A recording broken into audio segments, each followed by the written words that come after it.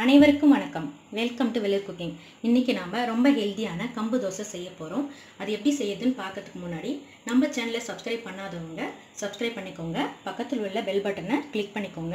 அப்பதான் நான் போடுற வீடியோஸோட நோட்டிஃபிகேஷன் உங்களுக்கு உடனுக்குடனே வரும். வாங்க வீடியோக்குள்ள போலாம். கம்பு தோசை செய்யறதுக்கு நான் 1 கப்பு கம்பு எடுத்துக்கிறேன். 1/4 கப்பு புழுங்கலரிசி, 1/4 கப்பு பச்சரிசி. கம்பு வந்து நீங்கள் நல்லா களைஞ்சி சுத்தம் பண்ணி ஊற வச்சுக்கணும். அது மேலே ஆடை மாதிரி இருக்கும். நல்லா தேய்ச்சி விட்டு கழுவி ஒரு 4 மணி நேரம் நம்ம அதை ஊற வச்சுக்கலாம். அது கூட நான் பாருங்கள், இந்த ஸ்பூனில் 1 ஸ்பூன் உளுந்து எடுத்துருக்கிறேன், 2 ஸ்பூன் கடலைப்பருப்பு, 2 ஸ்பூன் துவரம்பருப்பு. இது எல்லாத்தையுமே நம்ம வந்து தனித்தனியாக ஊற வச்சுக்க போகிறோம். ஏன்னா அரிசி எல்லாம் கொஞ்சம் அரைப்படுறதுக்கு லேட் ஆகும். ஆனால் பருப்பு வந்து சீக்கிரம் அரைப்பட்டுடும். அதனால் நம்ம தனித்தனியாக ஊற வச்சோம்னா கொஞ்சம் குறப்பாக எடுத்து அரைச்சிக்கலாம். இப்போ எல்லாத்தையும் நம்ம கழுவி எடுத்துக்கலாம்.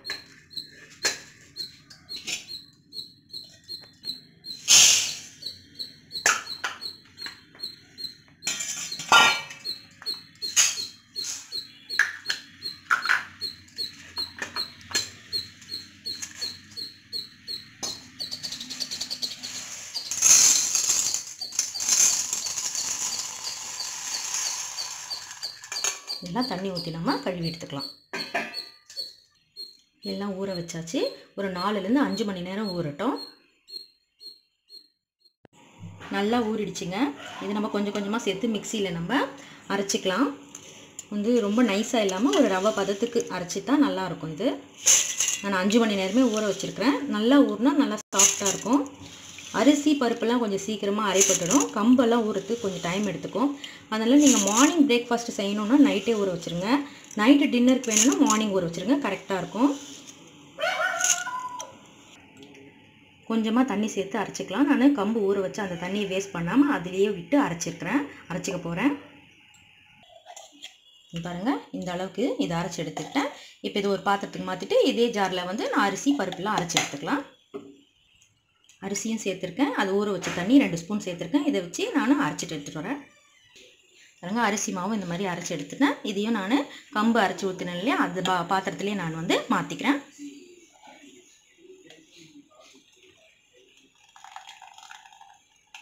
இப்போ பருப்பு சேர்த்து அதையும் நம்ம குறப்பாக அரைச்சி எடுத்துக்கலாம்.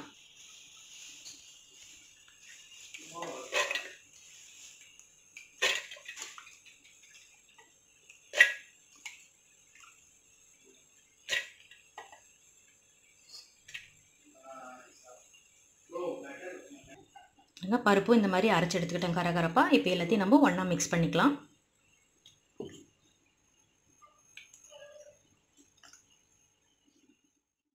பாருங்கள், எல்லாத்தையும் நான் ஒன்றா சேர்த்து மிக்ஸ் பண்ணிட்டேன்.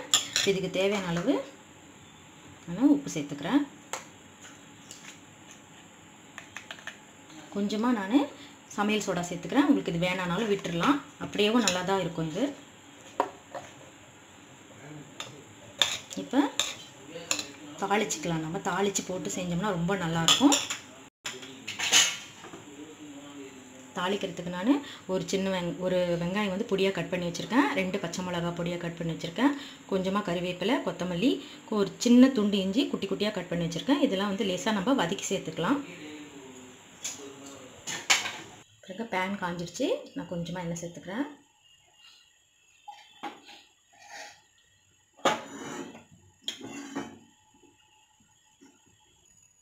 எண்ணெய் காஞ்சதும் கொஞ்சமாக கடுகு,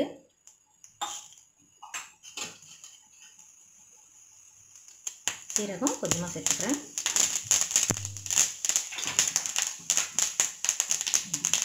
பொரிஞ்சதும் வெங்காயம் சேர்த்துக்கிறேன்.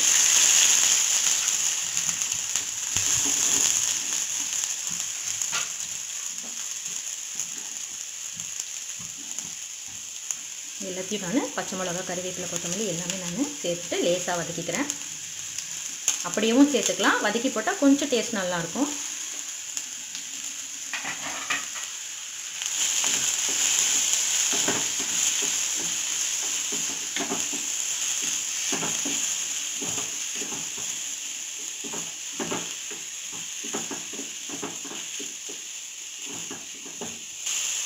இந்த அளவுக்கு வதங்கினா போதும். நான் ஆஃப் பண்ணி இந்த மாவில் சேர்த்துக்கலாம்.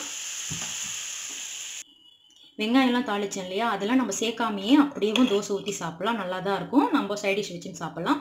இது மாதிரி நம்ம சேர்த்து சாப்பிட்டாலும் நல்லாயிருக்கும். உங்களுக்கு எப்படி பிடிக்குதோ நீங்கள் அந்த மாதிரி சாப்பிட்டுக்கலாம். இப்போ நான் இதில் வந்து ஒரு ஸ்பூன் வந்து சில்லி ஃப்ளேக்ஸ் சேர்த்துக்கிறேன். நீங்கள் ஒரு 3 காஞ்ச மிளகா பருப்பெல்லாம் அரைக்கும் போது சேர்த்து அரைச்சிட்டிங்கன்னா இது மாதிரி போட வேண்டியதில்லை. நான் அரைக்கலை, அதனால இது மாதிரி நான் சேர்த்துக்கிறேன். இப்போது ஆனியன்லாம் வதக்கி வச்சதில் அதை நம்ம மிக்ஸ் பண்ணிக்கோங்க. மாவில் வச்சு நல்லா போட்டு மிக்ஸ் பண்ணிக்கோங்க. மிக்ஸ் பண்ணிவிட்டு உப்பு கரெக்டாக இருக்கான்னு செக் பண்ணிக்கோங்க.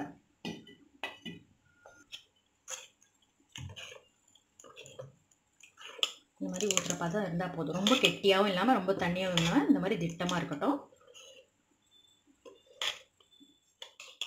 தவா நல்லா சூடாயிடுச்சு. நம்ம வெங்காயம் தேய்ச்சிட்டு நம்ம எடுத்து ஊற்றலாம் மாவு.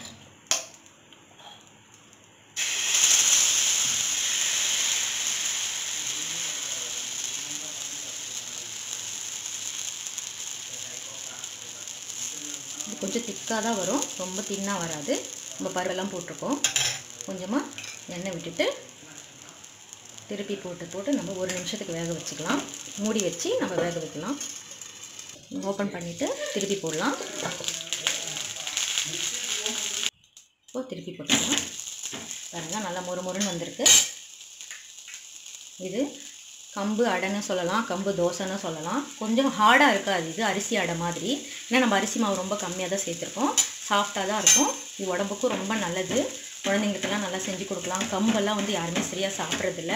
அது ரொம்ப நல்லது உடம்புக்கு. இந்த மாதிரி நம்ம ஊற வச்சு அரைச்சி சாப்பிடலாம், ரொம்ப நல்லாயிருக்கும். நல்லா வெந்து வந்துடுச்சு.